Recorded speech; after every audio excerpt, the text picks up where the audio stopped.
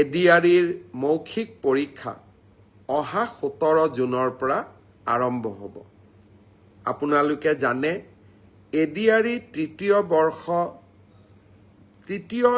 Third grade অৰ্থাৎ তৃতীয় বৰ্গৰ বাবে যিসকল উত্তীৰ্ণ হৈছে তেওঁলোকে 3টা পৰীক্ষা দিব লাগিব।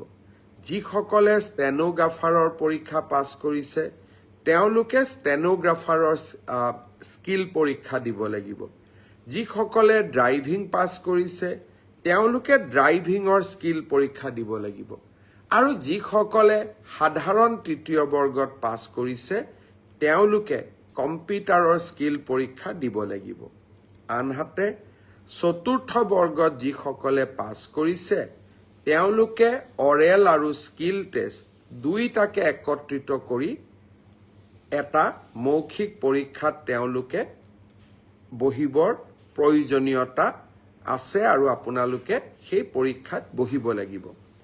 মই আশা কৰোঁ আমি জুলাই মাহৰ 15 তাৰিখৰ আগতে এই মৌখিক পৰীক্ষা বা স্কিল পৰীক্ষাৰ গোটেই পৰ্যায়টো শেষ কৰিম আৰু মই আগতেই কৈ অহাৰ দৰে 10 অক্টোবৰৰ দিনাখন আমি আপোনালোকৰ হাতত যোগ্যজনৰ হাতত নিয়োগ পত্ৰ তুলি দিবলৈ প্ৰচেষ্টা কৰিম।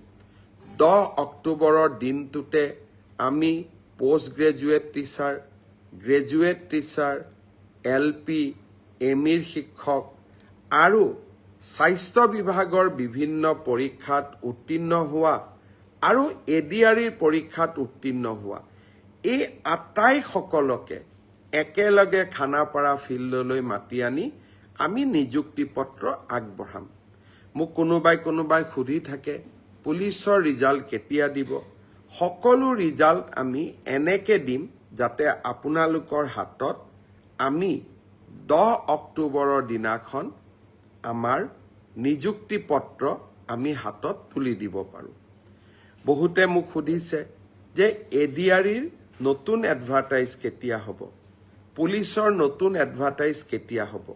মই আশা কৰোঁ অক্টোবৰ মাহত নিযুক্তি পত্ৰ দিয়াৰ পিছতেই আমি নৱেম্বৰ মাহত নিশ্চয় আকৌ চৰকাৰী চাকৰিৰ বিজ্ঞাপন দিবলৈ সক্ষম হ'ম।